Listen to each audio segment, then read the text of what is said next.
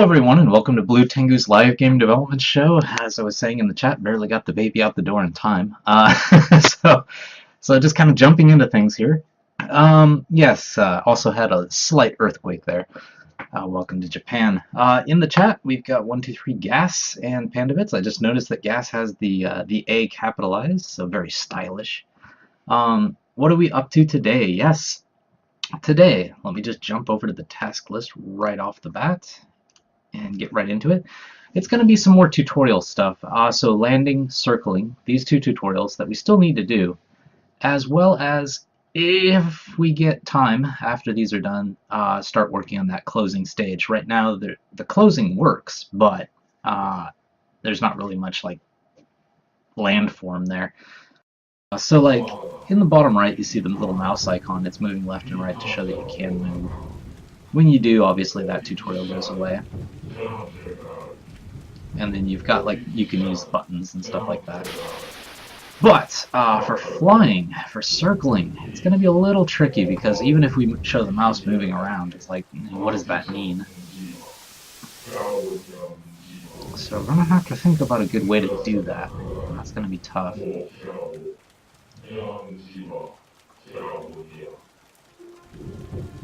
Okay, moving around. Rotating. And moving to the next world here. So yeah, like when you get to here, you're gonna have to do a couple of things to trigger this tutorial. One is to make sure that there's actually an enemy to circle, which is gonna be really tricky because they fly and they're at different altitudes and stuff like that. So gonna have to make sure an enemy's on the same level, and gonna have to make sure that they're close. Like if this one was on the same level, then you could probably show the icon doing its thing. Gonna be very, very tricky though.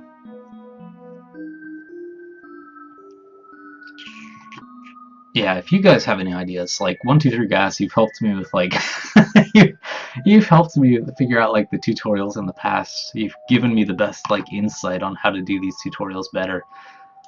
So yeah, if you or anyone else has an idea of how we can do this in a good way without ruining like the atmosphere of the game too much, like even that mouse in the lower right doesn't quite fit the world, but you know, it's kind of a necessary evil, otherwise people won't know what they're doing.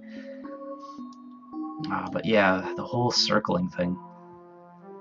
I mean, I guess what you'd have to do is show like the circle being formed as that mouse icon is moving around, and then show it complete, turn yellow, and then disappear or something as it's kind of doing its loop until the player does it. That's the only way I can see of really showing the player, you know, what they're supposed to be doing. The thing that's a little bit tricky is that they have to get the enemy inside of that circle.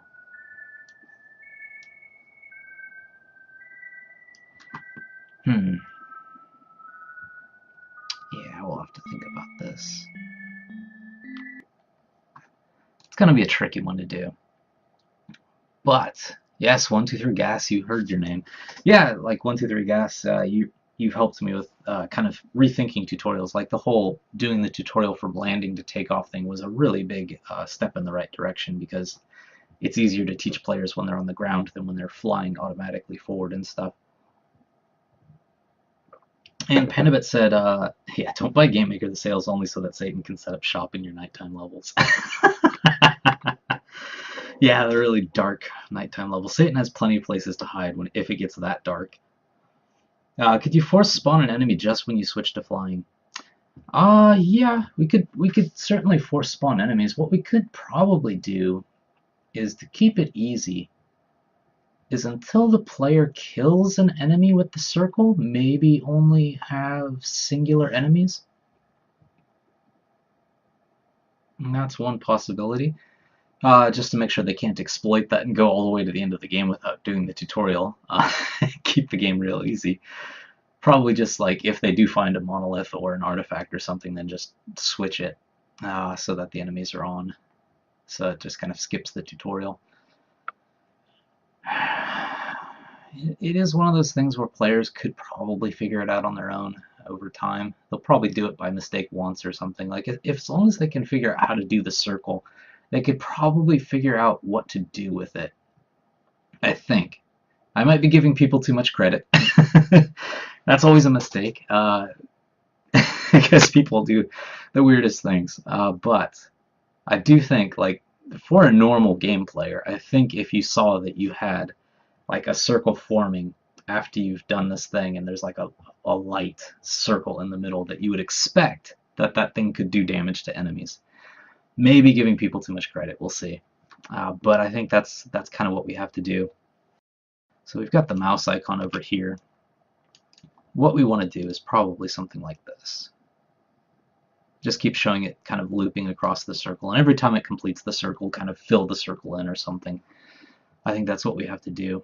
And we'll have to start the mouse out here. In Game Maker, the angles work like this. You've got 0 here, 90 here, 180 here.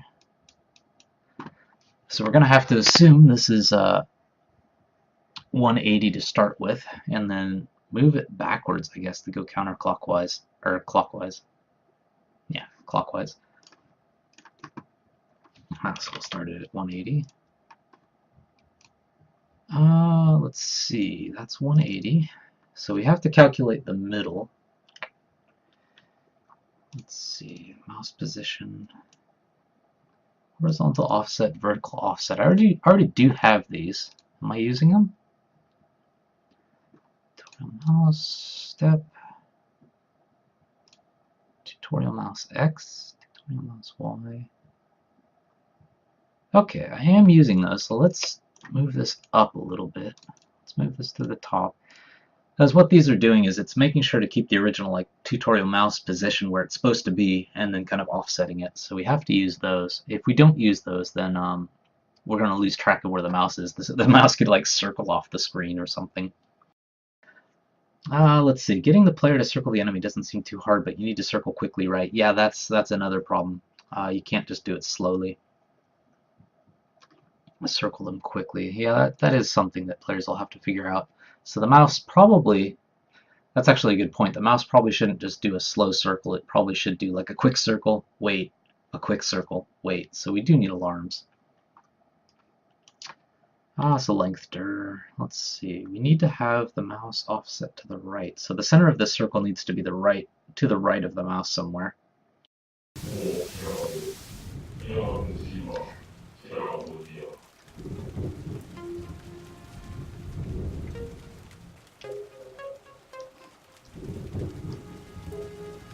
Move into another world. There we go. It's actually circling from the start position, which is good. So we just have to shrink the size of the circle, which isn't too bad. Yeah, should just be able to shrink the size of the circle, and then while it's paused, kind of have to show like a yellow circle or something appearing, just to show that when the mouse does kind of complete that circle, you know, something happens. You're not just like circling for kicks. But we're on the right track. Kind of works. Kind of works. It makes sense. It kind of makes sense.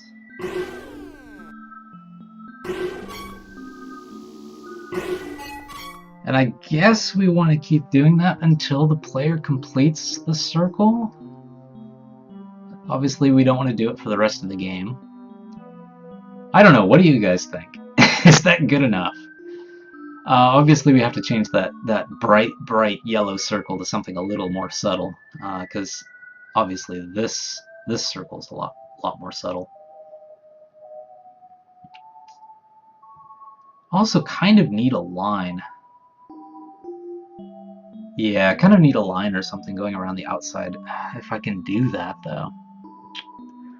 Because drawing partial circles is not something Game Maker is designed to do. So you kind of have to do it on your own. With just a bunch of like little lines or pixels or something. Could drop dots, I suppose. Like every 5 degrees or something, just drop a dot as the mouse passes by, just to kind of show that there's something going on before this yellow circle just suddenly appears like a bug. Indeed. Okay, we definitely need something before that circle shows up, because it looks like a weird bug right now. Okay, that's not quite what I expected. That is not quite what I expected at all. Interesting.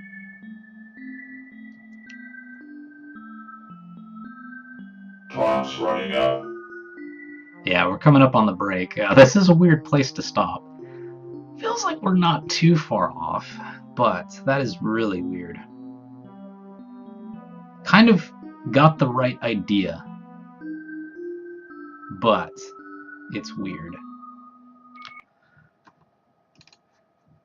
Because it should be drawing multiple dots first off.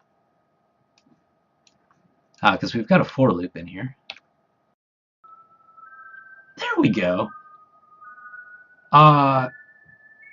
It's, as House of Klaus said, it is moving the circle with the mouse, because the mouse X is determining kind of that center of that circle. So we have to fix that. But other than that, it's not too bad. It's kind of in the right direction. So I think we're in a good spot to take a break. Shouldn't be too difficult to fix it up. Let's give it one more iteration before we go on break. There we go. Okay, so we've kind of got the mouse doing the right thing. And so we just need to make sure that it stops when the player finishes their first circle. So where we were before the break, we had the circling going. It looked okay. Let's see, what was I about to do? I think it was the triggering stuff. Yeah, that's it. Making sure that... Oh, hope my volume's okay, yeah. So making sure that when the player does actually complete a circle, the tutorial knows that and can stop, kind of showing up as it does. The easy way to do it would be to kind of bundle that inside of the whole like calling the player like trigger circle thing. But the problem with that is throughout the rest of the game it's going to be constantly checking this tutorial stuff, and it's not a big deal because it's just one if check, but why do things inefficiently if you don't have to?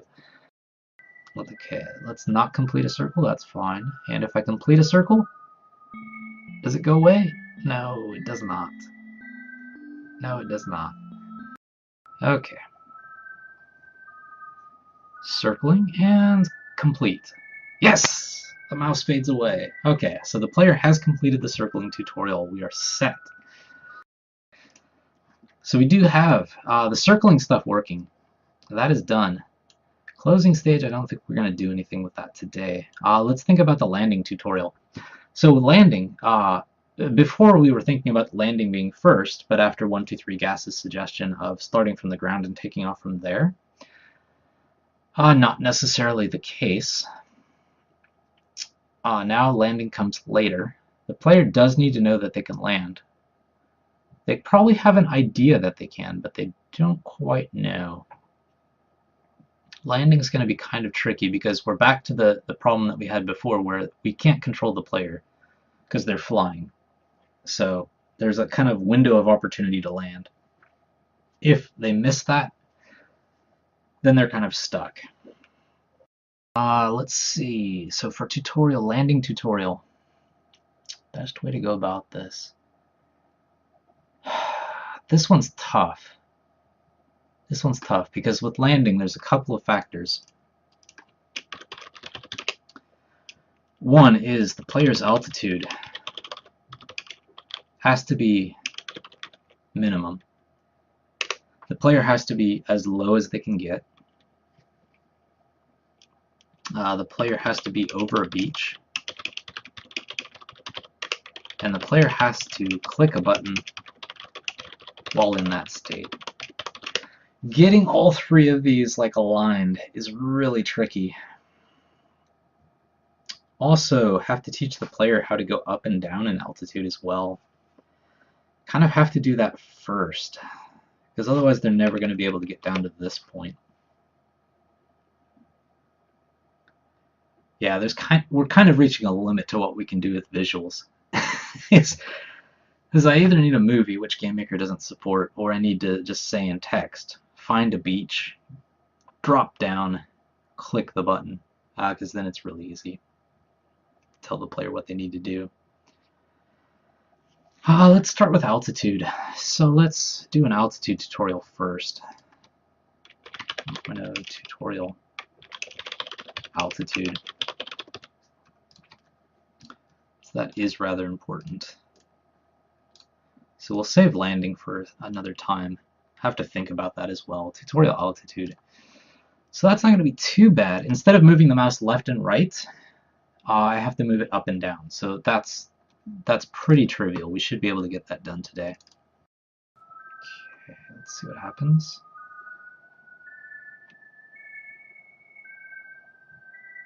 There we go. It's a little slow.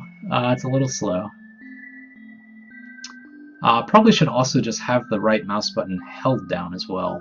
So I needed to change the image speed, so I need to have the mouse moving faster, first off. But let's see if it turns off properly. So where am I at right now? My altitude is at the maximum, so I should be able to drop down. So let's do that. And it goes away. Okay. Pulled it off. Looks weird. We'll have to fix that. UI mouse. UI tutorial mouse. Shift up and shift down. We need to make this faster. So let's not divide it by quite as much. Because it was just kind of like this. That wasn't so hot.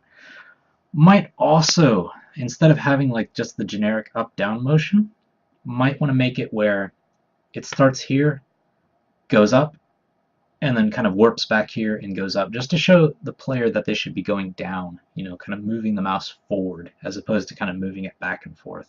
Because it's not the back and forth motion, it's more either forward or backwards that's important. But we can worry about that later. To make this bigger, to make this motion bigger, let's make it twice as fast. Let's make it twice as fast in both of these. And we need to make, oh yeah, so twice the range of motion, and then twice as fast. Okay. We also don't want that mouse button to be blinking because you have to hold it. So let's change that here.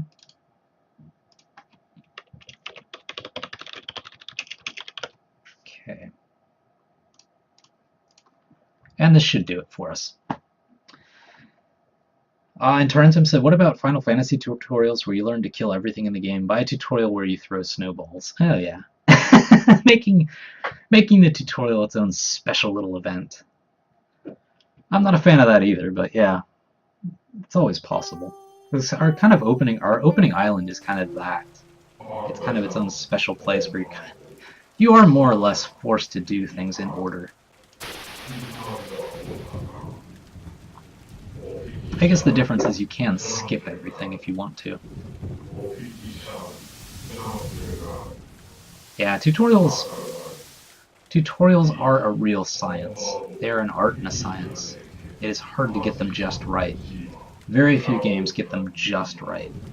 Because there's a lot of compromises.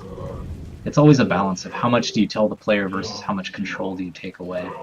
In other words, like, how much do you guarantee that the player knows how to play the game versus how much freedom do you give them to just kind of move on and not know how to play the game. There's never really an ideal solution in most cases. There we go. So hold the right mouse button down. There you go. So now that we know how to change altitude, we can at least have a chance of showing the player, you know, like, this is where you're supposed to land. They do have these icons, so they, you know, they have taken off from a beach before, so they should, you know, a normal, rational thinking player would think, You know, I'm just flying around. I want to get back down on the ground. Oh, if I'm over the beach, it's doing something. Let me try clicking. Yeah, you know, that would be the rational thing.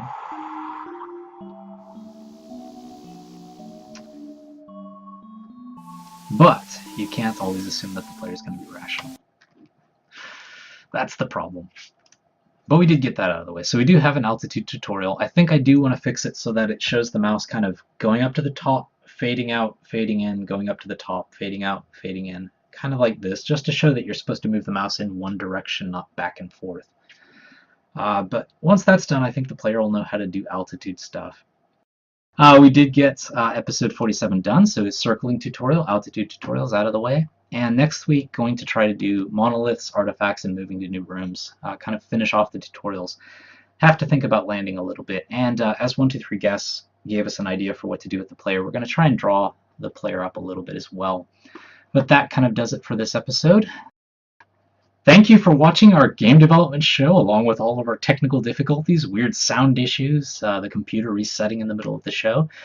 You can catch past episodes in this one over at youtube.com/BlueTenguStudio, but if you are watching this later on YouTube, come drop by the live show we do every week on Twitch TV/BlueTengu, because this is where you can see all the technical difficulties as they happen. We do this Sundays, 8 a.m. to 10 a.m. Japan time, which translates to Saturdays, 4 to 6 Pacific, 5 to 7 Mountain, 6 to 8 Central, 7 to 9 Eastern. If you're in the UK, it goes from Saturday night to Sunday, kind of midnight to 2 a.m. If you're in Japan with us, it's 8 a.m. to 10 a.m. Saturday morning. And if you're in Australia, it starts anywhere from 8 to about 11 a.m. Sundays. If you're in New Zealand, it starts at about noon. But we always announce what we're doing through Twitter, so follow Tengu, BTENGU, to keep track of when the live show starts or episodes go up, or follow us on Twitch or YouTube to get announcements that way. Of course, you can see what we're up to anytime over at our site, bluetengu.com. And again, if you pitched in a little extra for Project Spaghetti, like some of the people in the room right now, over at itch.io, you have the Sapphire key file you need to unlock prototypes as we put them up. The only thing that would be different if I put a new prototype up now would be the tutorial stuff, so I don't think it's too important to put one up now. Of course, we would appreciate any support getting Project Spaghetti greenlit on Steam, so if you search for Project Spaghetti on Steam Greenlight, you'll find it, and if you can give us a vote, would appreciate it. I will catch the chat a little bit after the show, but thank you for watching, and I will see you next time.